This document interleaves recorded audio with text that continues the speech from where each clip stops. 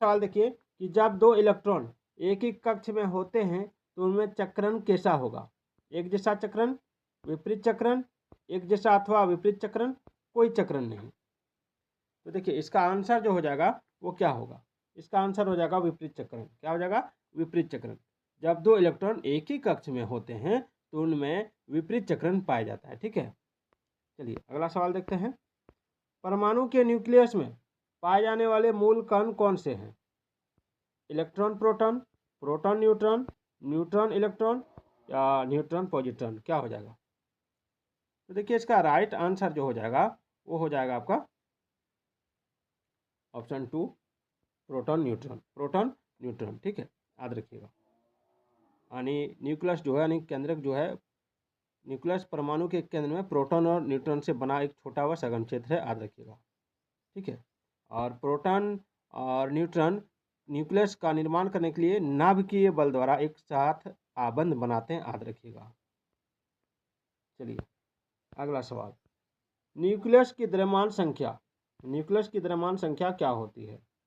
सदा उसके परमाणु क्रमांक से कम, सदा उसके परमाणु क्रमांक से अधिक होती है, सदा उसके परमाणु क्रमांक के बराबर होती है, कभी उसके परमाणु क्रमांक से अधिक और कभी उसके बराबर होती है, क्या होगा।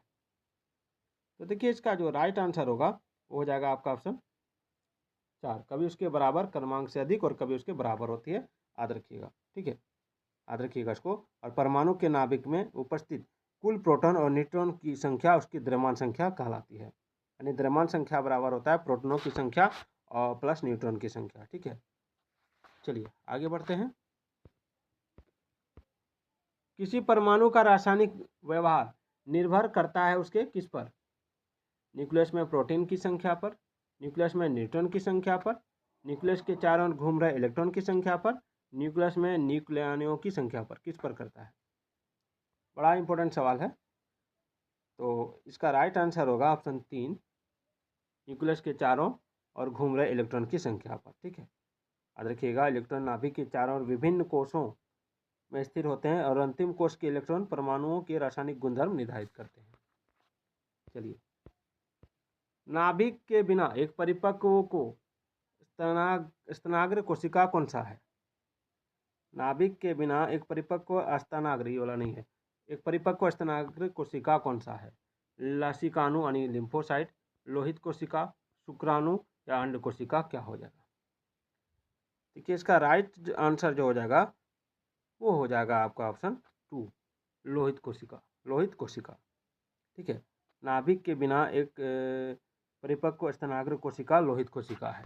चलिए आगे बढ़ते हैं। किसी तत्व के समस्थानिकों के बीच अंतर किनकी भिन्न संख्या की उपस्थिति के कारण होता है। प्रोटॉन, न्यूट्रॉन, इलेक्ट्रॉन या फोटॉन, क्या हो जाएगा। तो देखिए इसका राइट आंसर जो हो जाएगा वो हो जाएगा ऑप्शन 2, न्यूट्रॉन। ठीक है, न्यूट्रॉन। किसी तत्व के समस्थानिकों के बीच अंतर न्यूट्रॉन की भिन्न संख्या की उपस्थिति के कारण होता है और इसमें परमाणु संख्या समान होती है, याद रखिएगा। चलिए अगला सवाल है। आणविक कक्षा का अभिन्यास किससे नियंत्रित होता है। आणविक कक्षा का अभिन्यास किससे नियंत्रित होता है। मुख्य क्वांटम संख्या, चुंबकीय क्वांटम संख्या, प्रचक्रण क्वांटम संख्या या दिगंशी क्वांटम संख्या, किससे। तो देखिए इसका राइट आंसर हो जाएगा ऑप्शन 2, चुंबकीय क्वांटम संख्या से। ठीक है, चुंबकीय क्वांटम संख्या से। क्वांटम संख्या 4 संख्याओं का समूह है। ठीक है, जो एक परमाणु के इलेक्ट्रॉन के बारे में सूचना देता है। कौन कौन, तो ऊर्जा, कक्षा में इलेक्ट्रॉन की उपस्थिति, आकार, ठीक है, आकार, आकृति तथा कक्षा का विन्यास। और आणविक कक्षा का विन्यास चुंबकीय क्वांटम संख्या द्वारा नियंत्रित होता है। 106 तत्वों की खोज किसने की थी। रदरफोर्ड, सीवार्ग, लॉरेंस या कुर्स्टोव ने। देखिए 106 तत्वों की खोज आपका किया था सीवार्ग ने।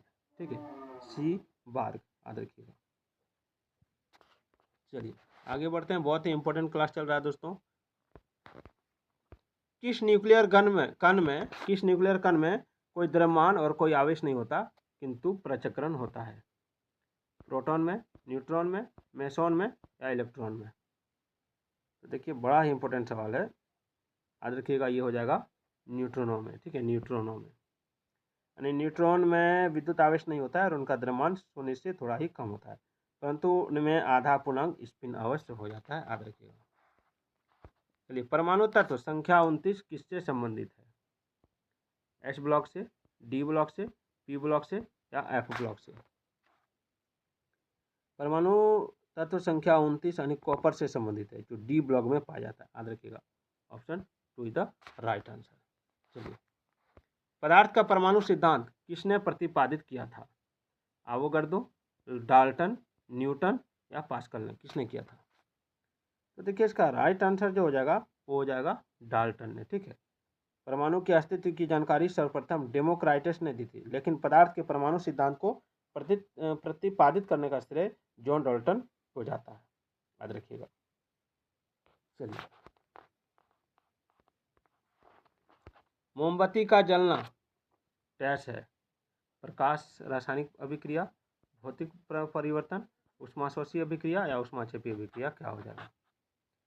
तो देखिए, ये जो हो जाएगा ये हो जाएगा आपका ऑप्शन 4, ऊष्माक्षेपी अभिक्रिया। ठीक है, कैंडल एक प्रकार के ठोस हाइड्रोजन से बना होता है, हाइड्रोकार्बन से बना होता है, जिसे पैराफिन कहते हैं। जब ठोस जलता है तो हाइड्रोकार्बन ऑक्सीजन से अभिक्रिया करके कार्बन डाइऑक्साइड तथा H2O बनाता है, और इस अभिक्रिया को ऊष्माक्षेपी अभिक्रिया कहते हैं। ठीक है, इस अभिक्रिया में ऊष्मा किसी दूसरे पदार्थ के साथ बाहर निकलती है। चलिए, अगला है, निम्नलिखित में से कौन सी संख्या इलेक्ट्रॉन की अधिकतम संख्या है जो एम सेल में मौजूद रह सकती है? 2, 8, 18 या 32? तो इसका राइट आंसर हो जाएगा ऑप्शन 3, 18। ठीक है, याद रखिएगा।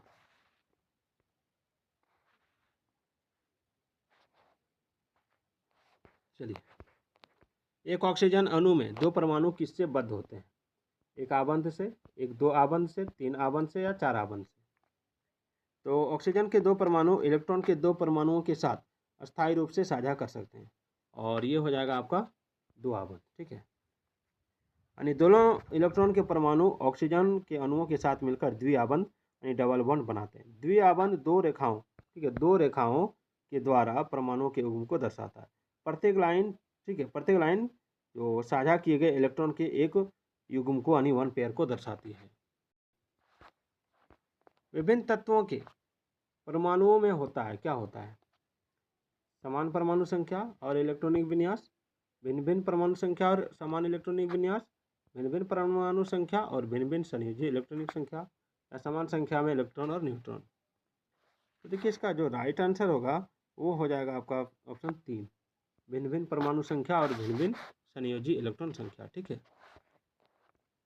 चलिए, धनायन और यहाँ पर ऋणायन होना चाहिए था, मिस्टेक हो गया, ऋणायन होगा, धनायन और ऋणायन हो जाएगा। ठीक है, धनायन और ऋणायन दोनों रूपों में अवशोषित तत्व कौन सा है?